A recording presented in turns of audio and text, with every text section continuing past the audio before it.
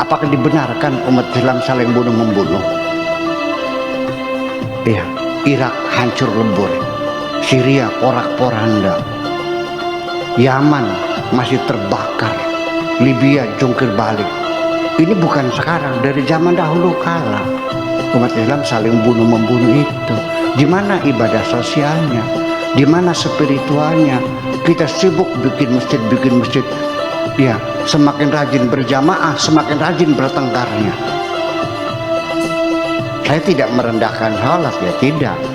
Tetapi kenapa di Al-Quran sendiri, kalau memang itu sebagai tiang agama, kalau itu memang menjadi ukuran seseorang, kalau tidak sholat amalnya tidak ada yang diterima, kenapa? Saya cuma mau bertanya, saya pernah mendengar kajian di sebuah YouTube.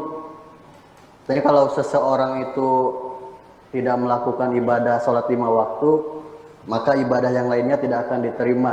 Itu menurut Buya bagaimana tanggapannya? Terima kasih Buya. Ya, gitu saja. Langsung saja. Saya tidak menolak ya. Tetapi saya melihat bahwa ibadah sholat ini menjadi panglima dalam beragama. Untuk mengukur kebenaran seseorang beragamanya benar atau tidak, lihat saja di sholatnya. Itu satu. Yang kedua, bahwa sholat itu adalah tiang agama.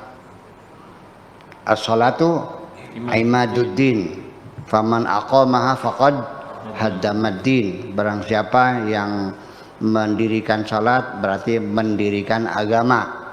Wa man tarakaha faqad haddamaddin. Barang siapa meninggalkan salat berarti menghancurkan agama. Lalu ada lagi hadis, wah segudang nih saya teman-teman. Ya, banyak ratusan hadis tentang salat nih. Ya, antara lain, inna awwala ma yuhasabu bihil mar'u yaumal qiyamah as-salatu. Nanti amalan-amalan yang pertama-tama dihisab oleh Allah adalah salat. Barang siapa yang tidak salat maka semua amalnya tidak diterima. Ya. Banyak banget deh.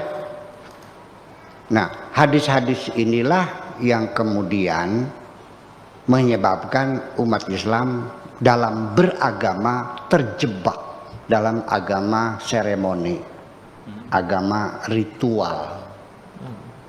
Iya kan? Nah, agama spiritualnya lepas, agama sosialnya lepas. Mana buktinya agama sosialnya? Berantem kok perang saudara sampai sekarang. Apakah dibenarkan umat Islam saling bunuh-membunuh?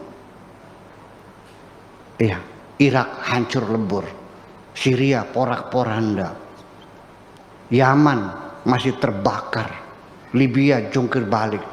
Ini bukan sekarang, dari zaman dahulu kala umat Islam saling bunuh-membunuh itu. Di mana ibadah sosialnya? Di mana spiritualnya? Kita sibuk bikin masjid. Ya, semakin rajin berjamaah, semakin rajin bertengkarnya. Saya tidak merendahkan sholat, ya tidak. Tetapi kenapa di Al-Quran sendiri, kalau memang itu sebagai tiang agama, kalau itu memang menjadi ukuran seseorang, kalau tidak sholat amalnya tidak ada yang diterima. Kenapa dalam Al-Quran ibadah sholat hanya sekali-kali disebutkan dan tidak berulang-ulang? Itu pun secara global saja, aqimus shalah.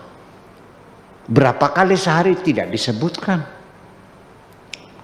rakaatnya tidak disebutkan, apa yang dibaca juga tidak disebutkan. Tidak ada dalam Al-Quran bagaimana protokol sholat itu dilakukan. Dan sampai sekarang sholat orang berbeda-beda.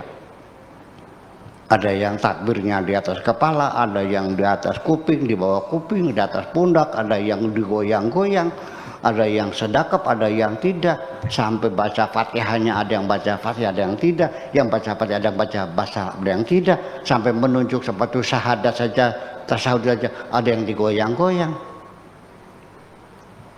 Nah, saya jujur mau berkata, Nabi Muhammad sholatnya gimana? Saya mau niru salatnya seperti Nabi Muhammad. Artinya dalam komunikasi sehari-hari, kalau saya memerintahkan kamu hanya sekali dua kali, tidak akan berbeda dengan ketika saya menyuruh kamu berkali-kali. Betul enggak? Ya. Yang berkali-kali itu infak, anfiqu wa mimma razaqnahum yunfiqum, infak. Kenapa dalam bab fikihnya kok enggak ada bab infak? Ini ada satu persoalan yang tersembunyi sesungguhnya. Ya, saya tidak menolak itu semuanya, cuma saya sedang berhipotesa kalau dia itu memang tiang agama, kalau itu memang landasan seseorang amalnya tidak diterima kalau tidak sholat, ya mungkinnya dikatakannya 1000 kali dalam Al-Quran ini. Itu yang jadi persoalan. Jadi sampai sekarang tidak ada yang tahu Nabi Muhammad itu sholatnya seperti apa. Saya ingin meniru seperti Nabi sholatnya. Ayo sedekap nggak Nabi? Nabi tangannya digoyang-goyang nggak? Nggak tahu juga. Nabi baca Fatihah enggak? Baca basmalah enggak? Enggak tahu juga. Karena berbeda-beda itu berarti kita sama tidak tahu. Jadi kalau Anda meyakini semacam itu, ya syukurlah. Supaya amal Anda diterima, ya yang rajin sholatnya. Gitu aja. Iya. Jadi artinya saya juga secara logika sederhana, sering saya mengatakan, untuk mengukur kebenaran seseorang zaman sekarang, nggak usah di kepintaran ngajinya, nggak usah di wiridanya, nggak usah di puasa, nggak usah lah, nggak usah di kedermawanannya, nggak usah. Anak muda zaman sekarang asal mau sholat 5 waktu saja sudah paling hebat sekarang. Salah nggak kan?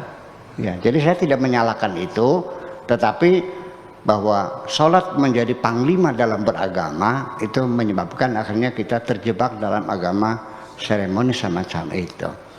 Nah, sehingga ini konsekuensinya kalau orang itu tidak sholat tapi dia sangat dermawan sekali, Anda hormati enggak?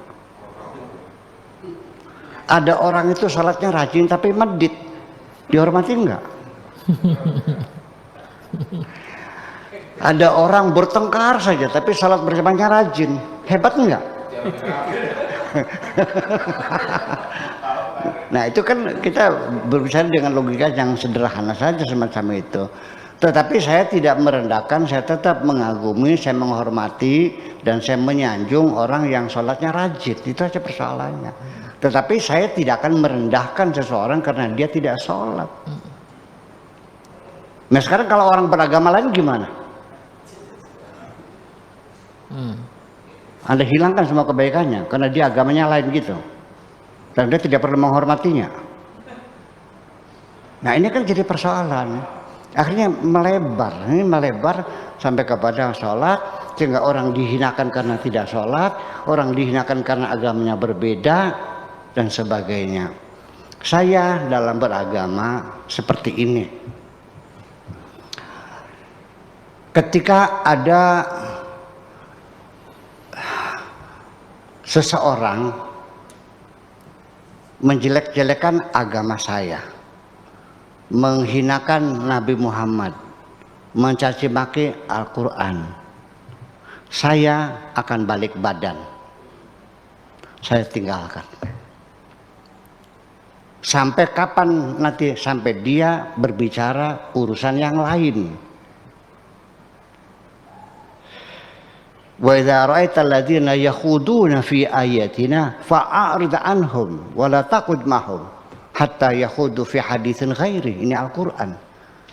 Bila engkau mendengar ada orang mencaci maki agama kamu dan sebagainya, balik badan saja. Jangan duduk bersama mereka sampai mereka berbicara yang lain. Saya tidak akan melaporkannya ke Baris Krim sebagai penistaan agama. Ini Al-Qur'annya begitu. Maunya gimana? Iya. Wa idza ra'aitumul ladzina fi yakhuduna fi ayatillah yustaza'u bihi, ya, menghinakan menghinakan ayat-ayat Tuhan. Fa'arid anhum wala taqudu mahum, balik badan, jangan duduk bersama mereka hatta yakhudu fi haditsin khairi. Balik badan juga tidak selamanya. Kalau sudah dia bicara yang lain, masalah ekonomi, masalah masalah bisnis, ya mangga silakan itu masalahnya. Jadi artinya Tuhan sendiri juga tidak memberi petunjuk kita seperti itu untuk memukuli orang yang ini, tidak. Iya kan? Tapi kan ada undang-undang penistaan agama kan. Itu terserah kamu, kalau saya mau ikut Al-Quran aja lah. Makasih, gitu aja.